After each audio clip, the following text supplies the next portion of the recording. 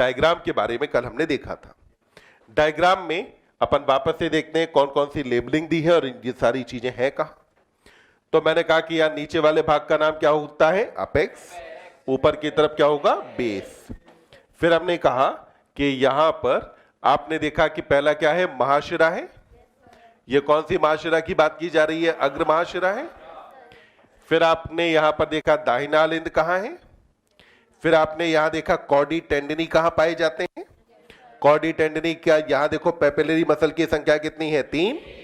इधर कितने हैं, 2। फिर हमने कहा कि ये कौन सा है, दाहिना निलय है। तो अब जरा बातचीत बंद और पढ़ाई चालू। तो हमने लास्ट क्लास में सर्कुलेटरी पाथवेज देखे थे।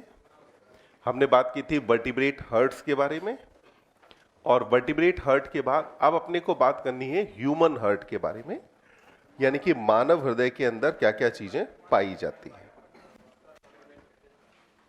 तो अपन शुरू करते हैं बेटा ह्यूमन हार्ट।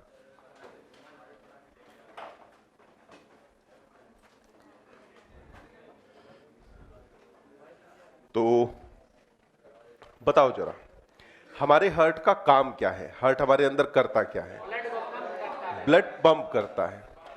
हार्ट का हमारे अंदर सिर्फ काम क्या होता है कि ये ब्लड पंपिंग मशीन है। सबसे पहली बात कि जो अपना हार्ट है इसका अगर हम बेटा ओरिजिन देखते हैं कि कौन सी जर्म लेयर से ओरिजिनेट होता है, तो हमारे हार्ट का ओरिजिन होता है मीसोडर्म से।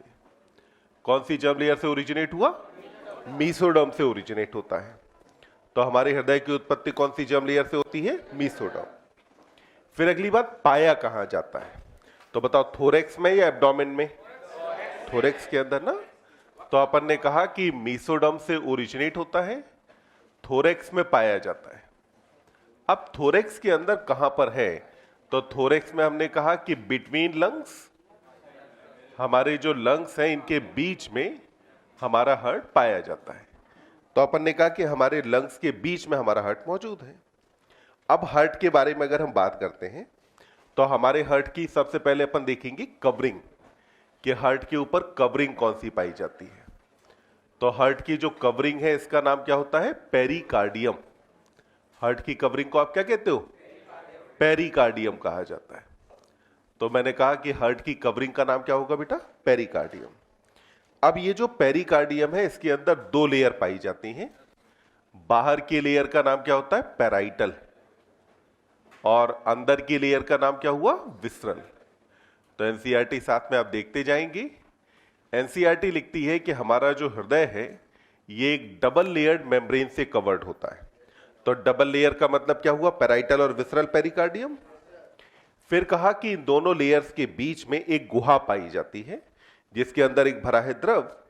तो दोनों के बीच में एक गुहा होगी, ठीक। यहां बेटा दोनों के बीच में जो गुहा है इसको आप क्या बोलते हैं, पेरिकार्डियल कैविटी कहा जाता है। तो दोनों के बीच की गुहा का नाम क्या हुआ, पेरिकार्डियल कैविटी। तो हमने कहा कि पेरिकार्डियम में कितनी लेयर हुई, 2। बाहर की लेयर का नाम पेराइटल, अंदर की लेयर का नाम विसरल। दोनों के बीच में स्पेस है, स्पेस का नाम क्या हुआ, पेरिकार्डियल कैविटी। और पेरिकार्डियल कैविटी में भरा है एक फ्लूइड जिसको आप क्या बोलते हो, पेरिकार्डियल फ्लूइड कहा जाता है। तो यहां पे इस फ्लूइड का नाम क्या हुआ, पेरिकार्डियल फ्लूइड यहां पर भरा होता है। अब ये पेरिकार्डियल फ्लूइड करेगा क्या, तो आप देखिए जैसे हमने बात की थी प्लूरा के मामले में, और बताओ जरा प्लूरा किसके अराउंड मौजूद था, किसके अराउंड था, फेफड़ों के अराउंड था ना। फेफड़ों के अराउंड जो प्लूरा पाया जा रहा था उसका काम क्या था कि इसने फ्रिक्शन को कम किया था। इसी तरीके से यहां पर जो ये पेरिकार्डियल फ्लूइड है इसका काम क्या होता है कि ये यहां पे बेटा क्या करेगा, घर्षण को कम करता है। तो घर्षण यानी कि फ्रिक्शन को कम करना काम किसका है, तो अपन ने कहा काम होता है पेरिकार्डियल फ्लूइड का। फिर अब देखिए कवरिंग के बाद बात आती है हमारे हार्ट की वॉल के बारे में, कि हमारे हार्ट की जो है वॉल किससे बनी होगी। अब जो हमारे हार्ट की वॉल है ये बनी होती है 3 लेयर से। हमारे हार्ट की वॉल में कितनी लेयर पाई जाती हैं, 3। सबसे पहले जो आउटर मोस्ट वॉल है इसको अपन नाम देते हैं इपीकार्डियम। बाहर वाले को क्या कहा, इपीकार्डियम। तो देखो टर्म्स में अंतर समझना, पेरिकार्डियम किसके अराउंड है? हार्ट के अराउंड। क्या ये हार्ट का भाग होता है? नहीं। हार्ट की वॉल में सबसे बाहर की लेयर का नाम क्या होता है? एपिकार्डियम। तो आउटर मोस्ट लेयर को आपने क्या कहा? एपिकार्डियम कहा। ये जो एपिकार्डियम है ये आपका बना होता है बेटा सरल शल्की उपकला से। तो यहां पर क्या मौजूद होगा? सरल शल्की उपकला होगी यहां पर। तो हमने कहा कि सिंपल स्क्वामस एपिथेलिया पाई जाती है एपिकार्डियम में। एपिकार्डियम के बाद अब जो बीच की लेयर होती है इसको नाम देते हैं मायोकार्डियम। तो बीच वाली लेयर को नाम क्या देंगे? मायोकार्डियम। सबसे बाहर क्या हुआ? एपिकार्डियम। उसके बाद की लेयर का नाम मायोकार्डियम।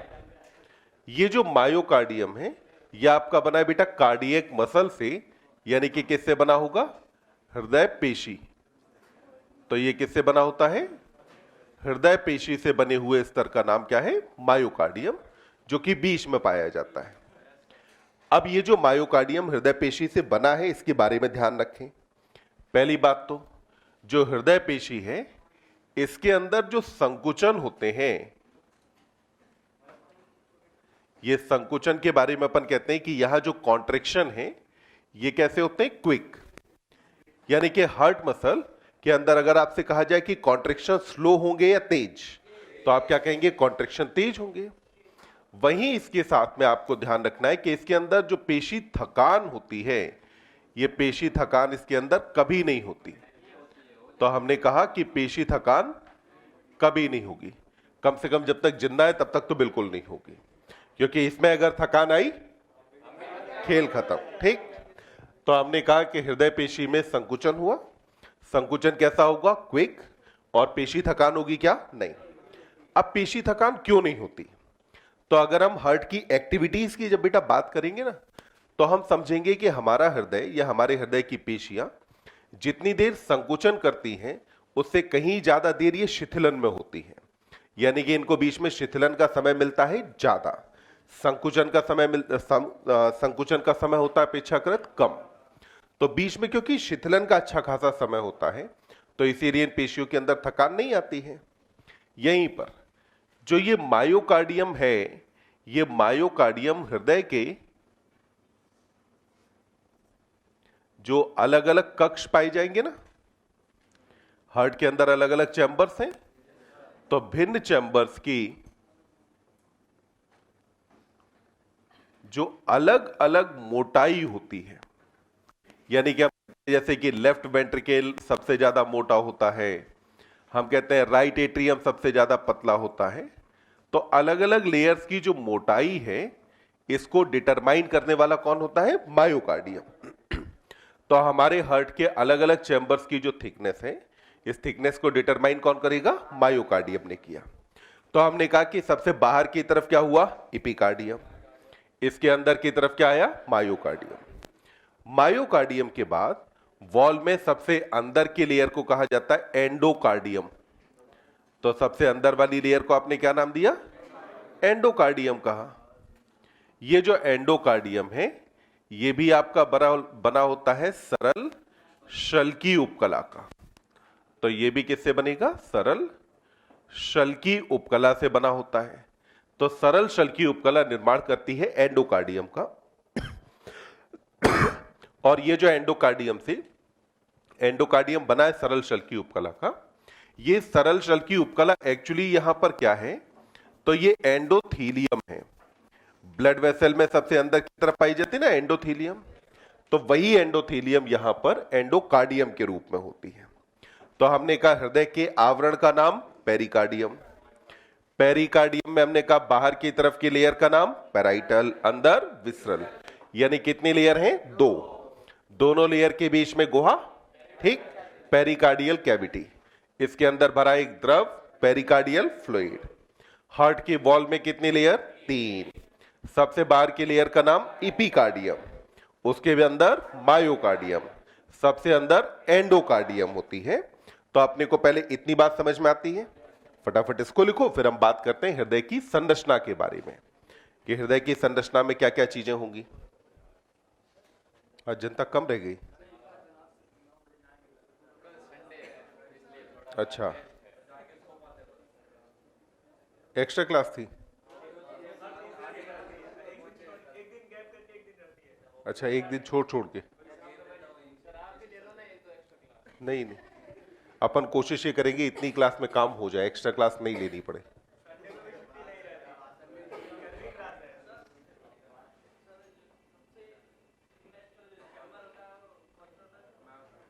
सबसे थिकेस्ट चैम्बर ना लेफ्ट वेंट्रिकल, लेफ्ट वेंट्रिकल सबसे थिक होता है। अभी अपन बात करेंगे क्यों और कैसे। इतना बना, आगे बढ़े, जल्दी लिखो फटाफट। ए सेट सर डांटते नहीं लेट आते हो तो? फर्स्ट क्लास किसकी ए सेट सर की होती है? अच्छा, सर ही लेट आते हैं। आगे बढ़े, चलिए अब जरा ध्यान देंगे, ठीक, और अपनी वाणी को देंगे विश्राम, बिल्कुल बात करनी नहीं है, ठीक, ध्यान से सुनना। भैया एक बार में सुनाई नहीं देता, मैंने कहा आप चुप, ठीक, एकदम शांति से सुनना। देखो, हमने कहा कि हमारे हार्ट में चैम्बर्स कितने पाए जाते हैं? 4। ऊपर की ओर 2 आलिंद होते हैं जो कि अपेक्षाकृत छोटे हैं, नीचे की ओर 2 निलय पाए जाते हैं जो कि अपेक्षाकृत बड़े होते हैं। तो अब इसको समझने के लिए हमने अपने हृदय का बनाया एक सिंपल सा डायग्राम, जिसके अंदर हमने कहा कि हमारा हृदय कुछ ऐसा दिखाई देगा। तो हमारा हृदय लगभग कुछ ऐसा दिखता है, ठीक। अब यहां देखिए, हमारे हार्ट में अगर हम बात करें तो हमें 2 एंड दिखाई दे रहे हैं। सबसे पहले हमारे हृदय में ऊपर की तरफ वाला जो भाग है अपेक्षाकृत चौड़ा है, और ये नीचे वाला भाग अपेक्षाकृत क्या है? संकरा है। अब हम जानते हैं कि हमारा हृदय लगभग एक बंद मुट्ठी की आकृति का होता है, ठीक, तो मुट्ठी बंद करो, ठीक। अब इसे रखो अपने चेस्ट के ठीक बीच में, यानी कि लंग्स के बीच। आपके हार्ट की पोजीशन कहां है? हमने क्या कहा? थोरेक्स में। जैसा कहा वैसे करो फटाफट। अपन ने कहा कि लेफ्ट हैंड को रखना है, ठीक, तो अपन ने कहा दोनों लंग्स के बीच कहां मौजूद है? थोरेक्स में, ठीक। नीचे वाला भाग संकरा, ऊपर वाला भाग कैसा है? चौड़ा। अब हम कहते हैं कि हमारा हृदय थोड़ा सा लेफ्ट लंग के अंदर होता है ना, लेफ्ट साइड में झुका होता है। तो अब क्या करो, अपने हाथ का नीचे वाला जो भाग है इसको थोड़ा सा किधर लेके जाना है? बाईं तरफ घुमाना है, ऐसे करके घुमाओ। किधर की तरफ? बाईं तरफ। तो हमने क्या किया, इसे किधर की तरफ झुकाया? बाईं तरफ। अब देखो बाईं तरफ झुका दे, ध्यान देना इधर, बाईं तरफ झुकाते ही अब क्या हुआ? आपके हार्ट का कुछ पार्ट किधर चला गया? लेफ्ट लंग की साइड में। क्या बना? कार्डियक नॉच बनी। तो हार्ट कहां है? कार्डियक नॉच में। पहली बात हमने क्या कही? हार्ट थोड़ा सा किधर झुका होता है? बाईं तरफ झुका होता है, ठीक। अब कुछ लोगों के केस में क्या होता है कि हार्ट बजाय बाईं तरफ झुकने के, कुछ के केस में क्या होता है? दाईं तरफ झुक जाता है। कुछ लोगों के केस में होता है। जिनके केस में हार्ट अपनी जगह पे नहीं होता, दाईं तरफ थोड़ा झुक जाता है, उस कंडीशन को हम नाम देते हैं डेक्स्ट्रोकार्डिया। क्या कहा जाता है इसे? डेक्स्ट्रोकार्डिया कहा जाता है। अगर हृदय दाहिनी तरफ झुका हो, यानी कि अपनी जगह पे नहीं हो, तो इस कंडीशन को अपन क्या बोलते हैं? डेक्स्ट्रोकार्डिया कहते हैं। तो हमने कहा कि अगर दाईं तरफ झुका हो तो डेक्स्ट्रोकार्डिया कहा जाएगा। हमारे अंदर कहां है? बाईं तरफ झुका हुआ है, ठीक। अब बाईं तरफ झुकने के बाद फिर अगली बात देखिए, अगर मैं सामने से अभी देखूं तो मुझे दिख रहा है कि बाईं तरफ झुका है, पर अगर मैं ऐसे करके देखता हूं तो मुझे तो अभी भी एकदम वर्टिकल दिख रहा है ना, कि हार्ट कैसा है? वर्टिकल। अब क्या करेंगे, जो नीचे वाला हिस्सा है इसको थोड़ा सा ऐसे ऊपर उठाओ। नीचे वाले हिस्से को थोड़ा सा कहां उठाया? ऊपर की तरफ। ये हमारे हार्ट की पोजीशन है। तो हमारा हार्ट है कैसे? बीच में था, नीचे वाला कहां झुका? बाईं तरफ। फिर किधर उठा? थोड़ा सा ऊपर की तरफ। तो ये हमारे हार्ट की ऐसे करके पोजीशन है। अब आप जानते हैं कि वर्टिब्रेट का जब भी डिसेक्शन किया जाता है तो डिसेक्शन हमेशा वेंट्रल साइड से होता है, ठीक। वेंट्रल साइड से इसलिए करते हैं क्योंकि आप में इधर डॉर्सल साइड में स्पाइनल कॉर्ड है, स्पाइनल नर्व्स हैं। वहां से अगर आपने कट लगाने की कोशिश की तो स्पाइनल नर्व कटेगी तो जिस अंग को सप्लाई कर रही होगी उस अंग के लिए सप्लाई बंद। अब अगर सप्लाई बंद तो पैरालिसिस हो गया। तो हमारा सबसे पहला टारगेट होता है कि हम कभी भी जब ऑपरेट करें तो ऑपरेट करते टाइम आपका, जब भी आप भविष्य में ऑपरेशन थिएटर में ऑपरेशन करेंगे, तो आपका सबसे पहला टारगेट होगा कि पेशेंट की नर्व्स नहीं कटनी चाहिए। ठीक, क्या नहीं काटना है? नर्व्स। तो नर्व्स किधर थे? डोर्सल साइड में। तो काटा किधर से? वेंट्रल से। स्टर्नम को काटा, स्टर्नम को काट के आपने खोला। खोलने पर अब बताओ, हार्ट का ये हिस्सा पहले दिखेगा ऊपर वाला कि नीचे वाला? नीचे वाला दिखेगा ना, क्योंकि नीचे वाला हिस्सा पहले दिखाई देगा। तो नीचे वाले हिस्से को आप बोलते हो अपेक्स। क्या कहा जाता है? अपेक्स कहते हैं। और ऊपर वाले हिस्से को हम क्या बोलते हैं? बेस। तो पहली बात, हृदय में नीचे की ओर नुकीले भाग को क्या कहा जाता है? अपेक्स कहते हैं। जबकि ऊपर वाले पार्ट को क्या कहा? बेस। जनरली आप क्या कहते हैं? ऊपर वाले भाग को अपेक्स, नीचे वाले को बेस। पर हार्ट के केस में कहानी उल्टी है। हार्ट के केस में हमने कहा कि नीचे की ओर जो नुकीला भाग है इसका नाम क्या है? अपेक्स। ऊपर की तरफ चौड़े भाग को आपने क्या कहा? बेस। अब आपको हार्ट को डिवाइड करना है 4 चैम्बर्स में, और इन 4 चैम्बर्स में हमने कहा कि ऊपर के 2 चैम्बर अपेक्षाकृत छोटे, नीचे वाले 2 चैम्बर बड़े। तो इन दोनों के बीच में बनानी है एक दीवार। क्या बनाएंगे? दीवार। दीवार को नाम क्या देंगे? अलिंद निलय पट्ट। नाम क्या देंगे? अलिंद निलय पट्ट। ये जो अलिंद निलय पट्ट है, इसको किधर की तरफ थोड़ा सा शिफ्ट करें? एट्रिया की तरफ कि वेंट्रिकल की तरफ? समझना क्या करना है। ये हार्ट है, इसे आपको डिवाइड करना है 2 पार्ट में। एक पार्ट को रखना है छोटा, दूसरे को रखना है बड़ा। तो जिसको रखना है छोटा, दीवार थोड़ी सी उसकी तरफ शिफ्ट हो जाए। ठीक, क्या हुआ? एक पिता का एक मकान था, 2 बच्चे थे, दोनों बेटों में हुआ बंटवारा। जब बंटवारा हुआ तो बड़ा भाई ज्यादा समझदार था, उसने दीवार क्या करी? छोटे वाले के हिस्से में बना दी। तो अब बड़े वाले का घर बड़ा हो गया ना, छोटे वाले का छोटा रह गया। तो ऐसे ही अब हमें यहां पे क्या बनाना है? अलिंद निलय पट्ट बनाना है। अलिंद निलय पट्ट थोड़ा सा ये झुका होता है, ये अब मौजूद होता है किधर की तरफ? अलिंद की तरफ। तो ये जो आपने वॉल बनाई, इसका नाम क्या है? अलिंद निलय पट्ट नाम होता है।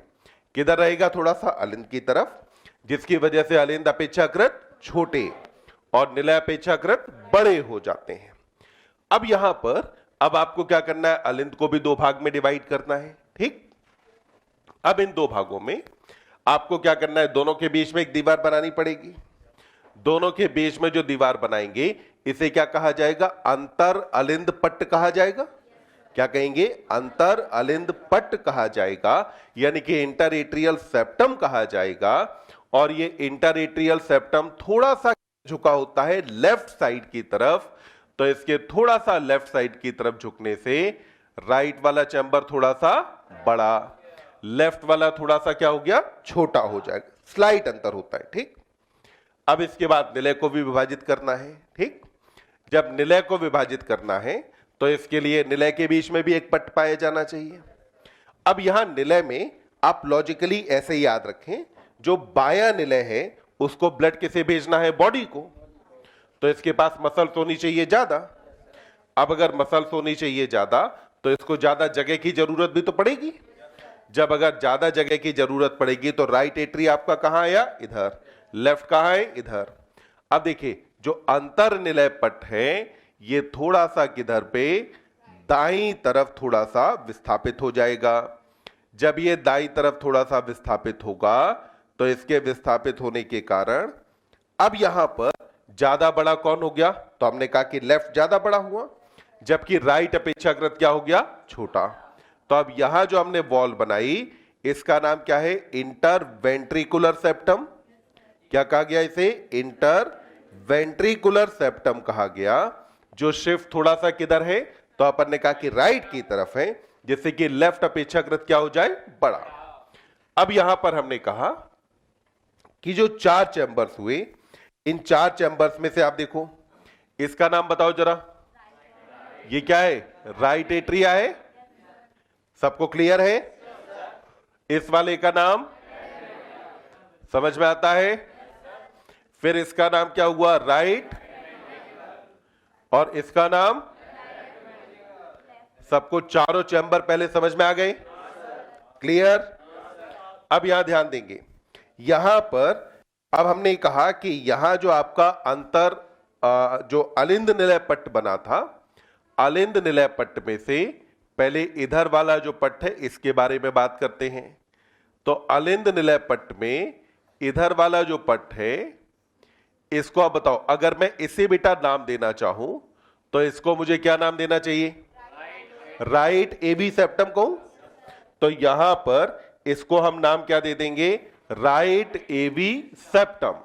तो हमने कहा कि ये क्या हो गया? राइट एबी सेप्टम हुआ। तो राइट एबी सेप्टम का इधर की तरफ आ गया।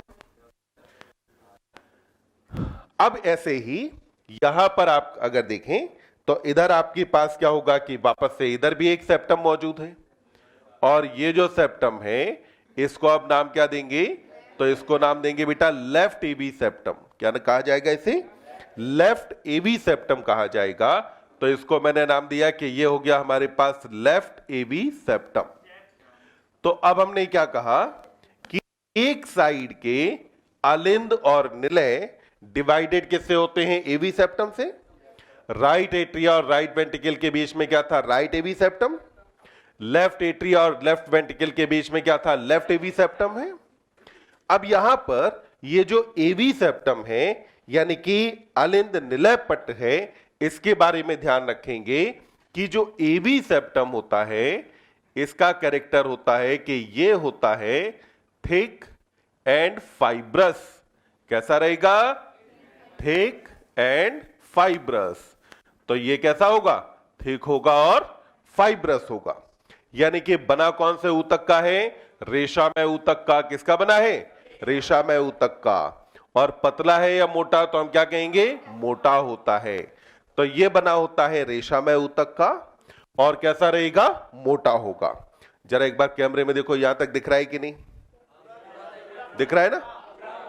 चलिए, तो अभी आप वापस से ध्यान देंगे। अब यहां देखिए, अलिंद जो दोनों हैं, दोनों अलिंद के बीच में भी एक पट्ट मौजूद था। दोनों अलिंद के बीच में जो पट्ट पाया जा रहा है इसके बारे में हम कहते हैं कि ये जो पट्ट है ये अपेक्षाकृत पतला होगा। अपेक्षाकृत बेटा कैसा रहेगा? पतला। और ये होता पेशीय। तो अपेक्षाकृत कैसा रहा? पतला है। और कैसा रहेगा? पेशीय होगा। तो हमने कहा कि ये जो सेप्टम है इसको बताओ, पहले तो नाम क्या देंगे? Inter atrial septum. तो हमने इसको नाम क्या दिया? इंटर एट्रियल सेप्टम कहा। अब ये जो इंटर एट्रियल सेप्टम है इसके बारे में मैंने कहा कि इंटर एट्रियल सेप्टम का कैरेक्टर होता है कि ये इंटर एट्रियल सेप्टम मोटा था या पतला? तो आपने कहा कि ये पतला होता है। तो आपने कहा कि थिन है और ये मस्कुलर होगा। कैसा होगा? मस्कुलर। तो कैसा है? थिन है। और अगला कैरेक्टर क्या आया? मस्कुलर है। तो पहले आपने कहा एबी सेप्टम कैसा? मोटा। और कैसा है? तंतुमय या फाइब्रस है। इंटर एट्रियल सेप्टम पतला है। और कैसा है? पेशीय है। अब ऐसे ही यहां पर ये जो सेप्टम है ये वाला सेप्टम आपका बेटा होता है मस्कुलर, और आपको दिख ही रहा होगा कि अपेक्षाकृत मोटा है ना। तो ये वाला जो सेप्टम है इसके बारे में आपने कहा कि ये जो इंटरवेंट्रिकुलर सेप्टम है ये अपेक्षाकृत कैसा रहेगा? मोटा होगा। और यहां कैसा होगा? पेशीय होगा। तो अगर आप देखें तो ये तीनों जो भित्तियां पाई जाती हैं इन तीनों भित्तियों के अपने अपने कैरेक्टर्स हैं। आपको दिखाई दिया कि इंटर एट्रियल सेप्टम कैसा था? पतला था और पेशीय था। वहीं पर आपने कहा कि एट्रियो वेंट्रिकुलर सेप्टम कैसा था? मोटा है और तंतुमय है। फिर आपने कहा कि ये जो सेप्टम हमने बनाया इस सेप्टम को नाम क्या दिया? Interventricular septum. तो ये जो इंटरवेंट्रिकुलर सेप्टम है इसका नाम क्या हुआ? Interventricular septum. और ये जो इंटरवेंट्रिकुलर सेप्टम है ये बेटा पतला है कि मोटा? तो आपने कहा कि इंटरवेंट्रिकुलर सेप्टम कैसा होता है? मोटा। तो अपन ने कहा कि इंटरवेंट्रिकुलर सेप्टम कैसा रहेगा? तो अपन ने कहा कि ये इंटरवेंट्रिकुलर सेप्टम होता है मोटा। तो ये रहेगा आपका थिक और मस्कुलर। अब देखो याद कैसे करना है अपने को, तो याद ये करना है कि जो तीनों सेप्टम पाए जाते हैं, तीनों सेप्टम में से अकेला इंटरएट्रियल सेप्टम कैसा होता है, पतला, बाकी दोनों कैसे हैं, मोटे। फिर आप याद करेंगे इन तीनों में से एट्रियोवेंट्रिकुलर सेप्टम कैसा है, फाइब्रस, बाकी दोनों कैसे, मस्कुलर। तो पहले वो तो क्या आपको सेप्टम के कैरेक्टर समझ में आए, कौन कौन से हैं, कंफ्यूजन कहीं, आगे बढ़े। अब देखिए, अब आपको क्या करना है कि आप बताओ मैं दोनों एट्रिया को आपस में जोड़ूं या एक साइड के एट्रिया और वेंट्रिकल को, एक साइड के एट्रिया और वेंट्रिकल आपस में जुड़े होते हैं, समझ में आया, एक साइड के एट्रिया और वेंट्रिकल आपस में जुड़ेंगे। जब अगर एक साइड के एट्रिया और वेंट्रिकल को आपस में जोड़ना है तो अब जोड़ने के लिए अब आपको क्या करना है, यहां पे अब बनाओ पहले एक दरवाजा, क्या बनाया, दरवाजा, ब्लड यहां से यहां आएगा ना, ऐसे ही एक दरवाजा यहां पे बना दो। तो आपने दोनों तरफ क्या किया, एक एक रास्ता बनाया। ये जो रास्ता हमने बनाया, इस रास्ते को अपन नाम क्या देंगे, तो हम कहेंगे कि यहां पर यह है अपर्चर, ये क्या है, अपर्चर। जो द्वार होता है उसको क्या कहा जाता है, अपर्चर कहा जाता है। तो हमने कहा कि यह अपर्चर है। अब आप देखो इस वाले अपर्चर हम क्या देंगे, तो हम इसे क्या कहेंगे, राइट एट्रियो वेंट्रिकुलर अपर्चर कहा जाएगा। इसका नाम क्या होगा, लेफ्ट एट्रियो वेंट्रिकुलर अपर्चर। यहां पर ये जो राइट एट्रियो वेंट्रिकुलर अपर्चर है, इस पर लगा होता है एक वाल्व, क्या लगा है, वाल्व। ये जो वाल्व है ये होते हैं मस्कुलर यानी कि पेशीय होते हैं। तो ध्यान रखेंगे जितने भी वाल्व हैं, ये वाल्व की नेचर क्या होती है कि वाल्व हमेशा कैसे होंगे, मस्कुलर। तो यहां पर जो वाल्व पाए जा रहे हैं इनका अपना नेचर क्या है कि जितने भी वाल्व यहां पर मौजूद हैं ये सारे वाल्व बेटा कैसे हैं, मस्कुलर होते हैं। तो मैंने कहा कि यहां पर राइट साइड में राइट एवी अपर्चर को गार्ड करते हुए वाल्व पाया जाता है जिसके अंदर फ्लैप होते हैं तीन। कितने फ्लैप हैं, तीन। तो नाम क्या दोगे, ट्राइकस्पेड वाल्व। नाम क्या देंगे, ट्राइकस्पेड वाल्व इसको नाम दिया जाएगा। तो यहां पर मैंने कहा कि ये आपका मौजूद है ट्राइकस्पेड वाल्व, ये हुआ बेटा ट्राइकस्पेड वाल्व। और ये जो ट्राइकस्पेड वाल्व है ये गार्ड किसको कर रहा है, तो आपने कहा कि ट्राइकस्पेड वाल्व साहब गार्ड करता है राइट एवी अपर्चर को। तो जो राइट एवी अपर्चर है इसको गार्ड करते हुए यहां पर कौन सा वाल्व पाया जा रहा है, आपका ट्राइकस्पेड वाल्व है। क्यों कहा ट्राइकस्पेड, तो कस्प का मतलब हुआ फ्लैप, यानी कि ये जो वाल्व है ना, देखो ये वाल्व कुछ ऐसे चलता है, समझ में आया। इसमें दरवाजे कितने, तीन, दरवाजे कितने, तीन। तो तीन दरवाजे होने की वजह से आपने इसे नाम क्या दिया, ट्राइकस्पेड कहा। क्या कहा इसको, ट्राइकस्पेड वाल्व नाम दिया। अब ऐसे ही लेफ्ट साइड में यहां पर जो वाल्व पाया जाएगा, इस वाल्व के अंदर फ्लैप होते हैं दो। कितने फ्लैप हैं, दो। दो फ्लैप होने के कारण इसको आपने नाम दिया बाइकस्पेड वाल्व। तो इस वाले वाल्व का नाम क्या होगा, बाइकस्पेड वाल्व कहा जाएगा। तो ये जो वाल्व है इसका नाम क्या हुआ, बाइकस्पेड वाल्व। अब ये जो बाइकस्पेड वाल्व है इसका एक और नाम क्या होता है, मिट्रल वाल्व। एक और नाम क्या रहेगा, मिट्रल वाल्व कहा जाता है। तो अब आपने कहा कि यहां पर सबसे पहले जो वाल्व पाए गए इनका नाम था एवी वाल्व। कौन से वाल्व थे बेटा, एवी वाल्व है। एवी वाल्व का मतलब हुआ एट्रिया और वेंट्रिकल के बीच के वाल्व का नाम एवी वाल्व। ये जो एवी वाल्व हैं कितने प्रकार के हैं आपके पास, दो। एक कौन सा हुआ, राइट एवी वाल्व। कौन सा हुआ, राइट एवी वाल्व। राइट एवी वाल्व का ही नाम क्या था, ट्राइकस्पेड, क्योंकि इसके अंदर कस्प या फ्लैप कितने थे, तीन। वहीं पर जो लेफ्ट एवी वाल्व था, इस लेफ्ट एवी वाल्व का नाम क्या हो गया, बाइकस्पेड। क्या कहा गया इसको? बाइकस्पेड कहते हैं। या एक और नाम क्या देते हैं? तो इसको नाम दिया मिट्रल वाल्व। तो बाइकस्पेड कहें या इसे क्या कहा जाएगा? मिट्रल वाल्व कहते हैं। अब देखो, ट्राई और बाइकस्पेड तो समझ में आता है, पर मिट्रल नाम कहां से आया वो अपने को समझ नहीं आता। तो चर्च होता है, चर्च में एक पोप होते हैं जो बड़े वाले, ठीक? तो वो जो होते हैं बड़े वाले, उनको हम क्या बोलते हैं? पोप कहते हैं, ठीक? तो वो जो पोप हैं, जब भी अगर कोई रिलीजियस ओकेजन होता है तो पोप एक कैप पहनते हैं। क्या पहनते हैं? एक टोपी, ठीक? जैसे हमारा टोपी सुबह सुबह पहन के आया है, ठीक? तो ऐसे ही क्या है, एक टोपी पहनते हैं। पर वो टोपी तुम्हारी टोपी की तरह गोल होने की बजाय उसमें क्या होता है? दो फ्लैप होते हैं। क्या होता है बेटा? दो फ्लैप।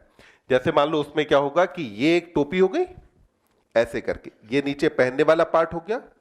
अब ऊपर इसमें क्या होगा? ऐसे करके दो फ्लैप होंगे। तो ये जो टोपी होती है, इस टोपी का नाम होता है माइटर। क्या कहा जाता है इसे? माइटर कहते हैं। तो माइटर नाम से क्या आया? मिट्रल, क्योंकि इसके अंदर फ्लैप कितने थे? दो। तो आपने उसे क्या कह दिया? मिट्रल वाल्व कहा ना। तो हमने यहां पर कहा कि ये जो वाल्व है इसका नाम क्या रहेगा? Mitral valve. तो मिट्रल नाम कहां से आया? चर्च में फादर ने या पोप ने क्या पहनी? एक टोपी। टोपी में फ्लैप कितने? दो। तो इसलिए क्या कहा गया? मिट्रल वाल्व कह दिया। समझ में आता है? अब ध्यान देंगे आगे। अब क्या करना है? देखो, राइट एट्रिया राइट वेंट्रिकल को तो जोड़ दिया, पर राइट एट्रिया में ब्लड लाना है कि नहीं लाना है? राइट एट्रिया को ब्लड मिलता है कितनी जगह से? 3। राइट एट्रिया को कितनी जगह से ब्लड मिला? 3 जगह से। अब जिन 3 जगह से ब्लड मिलता है उनमें से एक है सुपीरियर वेना केवा यानी कि अग्र महाशिरा, दूसरा है इंफीरियर वेना केवा यानी कि पश्च महाशिरा, और तीसरा होता है कोरोनरी साइनस। कितनी जगह से ब्लड मिलेगा? 3। कौन कौन? Superior vena cava, inferior vena cava और कोरोनरी साइनस। तो यहां राइट एट्रियम में मैंने कहा कि यहां पर बेटा ओपनिंग कितनी होंगी? 3। देखो, 1 2 3, ऐसे करके यहां 3 ओपनिंग होंगी। अब ये जो 3 ओपनिंग है, तो इनमें से एक ये हो गया, दूसरी ओपनिंग हो गई ये, और तीसरी ओपनिंग हो गई आपकी यहां पर। तो आपने कहा कि ये जो ओपनिंग है इनमें से अब ध्यान देंगे कौन कौन सी हैं। ये है सुपीरियर वेना केवा। ये क्या है? सुपीरियर वेना केवा, शॉर्ट में हम एसवीसी लिखेंगे, ठीक? तो ये जो सुपीरियर वेना केवा है, इस सुपीरियर वेना केवा को अपन हिंदी में क्या नाम देते हैं? अग्र महाशिरा कहते हैं ना। तो सुपीरियर वेना केवा या क्या हुआ? अग्र महाशिरा। देखिए क्यों कहा जाता है इसे अग्र महाशिरा? क्योंकि ये हमारे शरीर के हृदय से आगे वाले भागों से ब्लड लेकर के आती है। तो आप समझना, यहां आपके दोनों हाथों से जो ब्लड जाएगा वापस वो, और आपके हेड से जो ब्लड वापस गया वो, दोनों जगह से ब्लड जाकर के कौन लेकर के जाएगा? Superior vena cava. तो ये ब्लड ला रही है हार्ट से आगे वाले पार्ट से, इसीलिए आपने क्या नाम दिया इसे? अग्र महाशिरा कहा। तो इसको नाम क्या दिया हमने? Superior vena cava. मोबाइल बेटा इधर ध्यान दे ले। यहां पे अपन ने कहा कि इसको क्या नाम देते हैं? अग्र महाशिरा इसको नाम दिया जाता है। तो पहली ओपनिंग किसकी हुई? सुपीरियर वेना केवा यानी कि अग्र महाशिरा की। दूसरी ओपनिंग यहां पर होती है इंफीरियर वेना केवा। किसकी ओपनिंग है? इंफीरियर वेना केवा की ओपनिंग हुई। तो अपन ने कहा और यहां पर आकर के खुलती है इंफीरियर वेना केवा। और ये जो इंफीरियर वेना केवा है इसका नाम है बेटा पश्च महाशिरा। क्या नाम है? पश्च महाशिरा। क्योंकि हृदय के बाद के जितने भी भाग हैं, यकृत हो, किडनी हो, लेग्स हो, एब्डोमेन हो, इन सब जगह से ब्लड लेकर के कौन जाता है? Inferior vena cava. तो इसीलिए नाम क्या मिला इसको? पश्च महाशिरा कहा गया। फिर आप देखिए, सुपीरियर और इंफीरियर वेना केवा के बाद यहां तीसरी ओपनिंग होती है बेटा कोरोनरी साइनस की। किसकी ओपनिंग है? Coronary sinus. तो हमने कहा कि तीसरी ओपनिंग यहां पर होती है बेटा कोरोनरी साइनस की। तो अब ये आ गया आपका कोरोनरी साइनस। ये कोरोनरी साइनस ये हृदय की भित्ति से रक्त लेकर के जाता है। ये कोरोनरी साइनस कहां से ला रहा होगा? तो अपन ने कहा कि हृदय की भित्ति से रक्त वापस लेकर के आना, ये काम किसका है? कोरोनरी साइनस का काम होता है। यानी कि हार्ट के पास अपना खुद का एक सर्कुलेशन होता है जिसको हम बोलते हैं कोरोनरी सर्कुलेशन, और वहां से ब्लड लाना काम किसका है? कोरोनरी साइनस का काम। बोलो जरा, राइट एट्रिया में किस किस की ओपनिंग समझ में आता है क्या? किसी बच्चे को कहीं डाउट है? कोई डाउट नहीं? कुछ पल्ले भी पड़ा कि नहीं पड़ा? चलिए तो अब बढ़ते हैं आगे। अब देखो, लेफ्ट एट्रियम में कल हमने डायग्राम में देखा था ओपनिंग कितनी होती हैं? 4। कितनी ओपनिंग थी? 4। 2 इधर से 2 इधर से करके थी ना। तो हमने कहा कि यहां पर 4 ओपनिंग पाई जाती हैं। तो आप देखो यहां पे 1 2 3 4 ऐसे करके ओपनिंग कितनी रही? 4 ओपनिंग है। यहां पर ये जो 4 ओपनिंग है, इनमें आकर के यहां पर कौन खुलता है? तो अपन ने कहा यहां पे आएगी पल्मोनरी वेन। तो यहां पर इधर इधर इधर और इधर, तो यहां पर आकर के कौन खुला बेटा? पल्मोनरी वेन आकर के खुलती है। और पल्मोनरी वेन कहां से ब्लड लेकर के आती है? बताओ जरा। लंग से ब्लड लेकर के आएगी ना। आने वाला ब्लड ऑक्सीजनेटेड होगा कि डीऑक्सी? ऑक्सीजनेटेड ब्लड लेकर के कौन आता है? Pulmonary vein. तो हमने कहा कि 4 पल्मोनरी वेन आकर के यहां खुलती हैं। अब पल्मोनरी वेन आकर के खुली तो एट्रिया के पास तो हमने ब्लड ला दिया। अब एट्रिया के पास अब ब्लड बाद में कहां पहुंचेगा? वेंट्रिकल के पास। वेंट्रिकल से ब्लड बाहर भेजना है कि नहीं? यस। सबसे पहले लंग्स के पास कौन भेजेगा?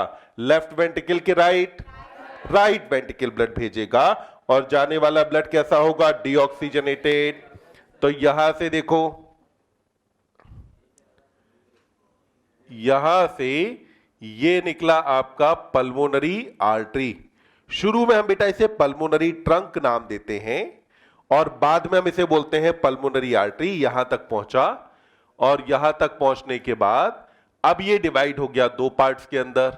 ठीक, तो यहां से ब्लड कहां गया? बाहर। ध्यान देना, इधर से ब्लड आया यहां से ब्लड आया इधर से ब्लड जाएगा कहां? ऊपर। तो अब ऊपर की तरफ जो ब्लड जा रहा है, ये ब्लड यहां से लेकर के जाने वाली जो ब्लड वेसल है, इसको अपन क्या नाम देते हैं? पल्मोनरी आर्टरी की वेन। ये क्या होगा? पल्मोनरी आर्टरी है। तो हमने कहा कि ये हो गया साहब पल्मोनरी आर्टरी, और पल्मोनरी आर्टरी यहां से ब्लड लेकर के बाहर जाती है। तो पल्मोनरी आर्टरी यहां से ब्लड लेकर के गई बाहर, किसके पास पहुंचा देगी? लंग्स के पास। तो इसका नाम क्या हुआ? Pulmonary artery. राइट साइड से ब्लड चला गया। अब ब्लड कहां से भेजना है? लेफ्ट। और लेफ्ट साइड से जो ब्लड जाएगा वो ऑक्सीजनेटेड होगा कि डीऑक्सी? ऑक्सीजनेटेड ब्लड होगा। अब ये ऑक्सीजनेटेड ब्लड कैसे जाएगा वो देखें। यहां से ओरिजिनेट होगा एओर्टा। ये एओर्टा यहां से गया, ऐसे गया और ऊपर जाकर के बना देगा एक आर्च। इसने ऊपर जाकर के क्या बनाया? आर्च। तो यहां से हमने कहा एओर्टा उत्पन्न हुआ, ऑक्सीजनेटेड ब्लड लेके गया, ऊपर जाके घूम गया और यहां पर आया। आपने क्या कहा? इसे एओर्टिक आर्च आपने नाम दिया। तो ये आपका जो ब्लड वेसल है इसका नाम क्या हुआ? एओर्टा। तो अपन ने कहा कि अब ओरिजिनेट यहां से और कौन हुआ? एओर्टा ओरिजिनेट हुआ। तो ये जो ब्लड वेसल है इसका नाम क्या है बेटा? एओर्टा। तो एओर्टा अपने को समझ में आया। अब देखिए यहां पर जो ये आपका जो पल्मोनरी आर्टरी है और एओर्टा है, इन दोनों के बेस पर पाए जाते हैं अर्धचंद्राकार कपाट, जिनकी संख्या कितनी होती है? दोनों में 3। ऐसे करके 1 2 और 3। ये यहां पर क्या पाए जाएंगे? अर्धचंद्राकार कपाट, या जिसको अपन इंग्लिश में क्या कहते हैं? Semi lunar valve. सेमी मतलब देखो क्या होता है? आधा। ल्यूनर मतलब चंद्रमा। और फिर इसके बाद अपन ने क्या कहा? वाल्व। क्या कहा? वाल्व। अब बताओ जरा, हमने कहा कि पहले वाल्व कौन सा था, ट्राइकस्पेड, दूसरा बाइकस्पेड। फिर हमने कहा कि वाल्व कौन से पाए गए, सेमील्यूनर। तो अब इस तरीके से अब आप मुझे बताएंगे, तुम बताओ जरा, एडल्ट हार्ट में टोटल नंबर ऑफ वाल्व कितना हुआ? हमारे हृदय में कितने वाल्व हैं? नाम गिनाओ, नाम गिनाओ। भागवत कथा चल रही है, बताओ। ये भागवत कथा तो नहीं है कि पंडित जी आएंगे, अपना बोलेंगे, चले जाएंगे, हम सुन के अपने घर चले जाएंगे। नाम गिनाओ जरा फटाफट वाल्व के। क्या सुन रहे थे तब से?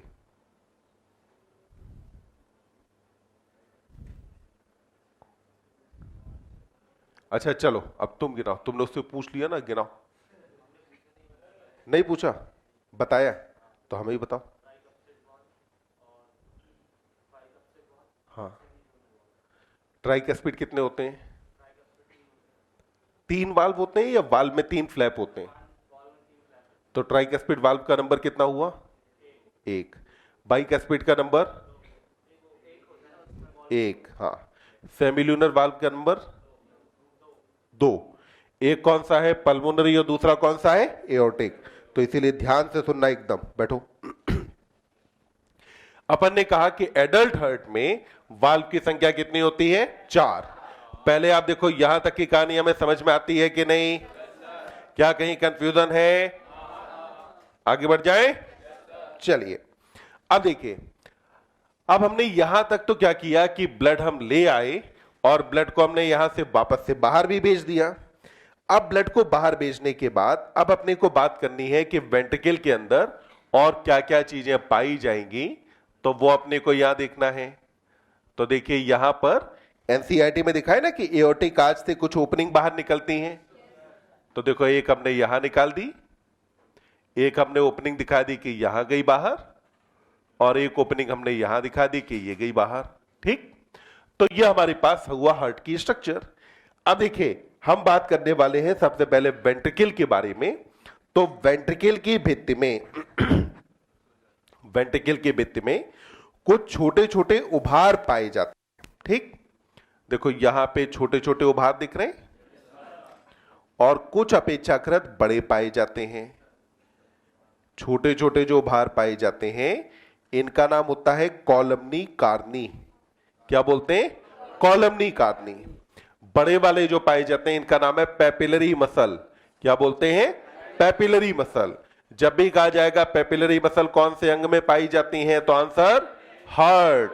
कहां होती है? हृदय में। तो अब आपने कहा कि यहां पर कुछ छोटे छोटे उभार पाए जाएंगे और कुछ अपेक्षाकृत क्या थे? बड़े उभार थे। तो यहां पर आपने कहा कुछ छोटे छोटे उभार हैं और कुछ अपेक्षाकृत बड़े उभार यहां पाए जा रहे हैं। अब इसकी वजह से देखो, वेंट्रिकल की भित्ति थोड़ी सी मोटी हुई। हमने कहा कि सबसे मोटी भित्ति किसकी होती है? लेफ्ट वेंट्रिकल की। तो अब यहां पर लेफ्ट वेंट्रिकल के अंदर ये जब पाया जाएगा, तो अब देखिए, लेफ्ट वेंट्रिकल की वॉल यहां पर रहेगी थिकेस्ट। ये हो गया इसके अंदर कॉलमनी कार्नी। यहां पर लेफ्ट साइड में बेटा पेपिलरी मसल का नंबर होता है केवल 2। कितने रहेंगे? 2 पेपिलरी मसल यहां पर पाई जाती हैं। तो मैंने कहा कि इधर की तरफ भी आपको दिखाई देगा कि जो वॉल है, ये वॉल अपेक्षाकृत क्या रहेगी? मोटी होगी। तो वॉल हमने कहा कि अपेक्षाकृत मोटी है। अब इसकी वजह से देखो होता क्या है। हालांकि लेफ्ट वेंट्रिकल ने जगह कवर करी ज्यादा, ध्यान देना, लेफ्ट वेंट्रिकल ने जगह कवर करी ज्यादा, पर लेफ्ट वेंट्रिकल की वॉल क्या थी? मोटी।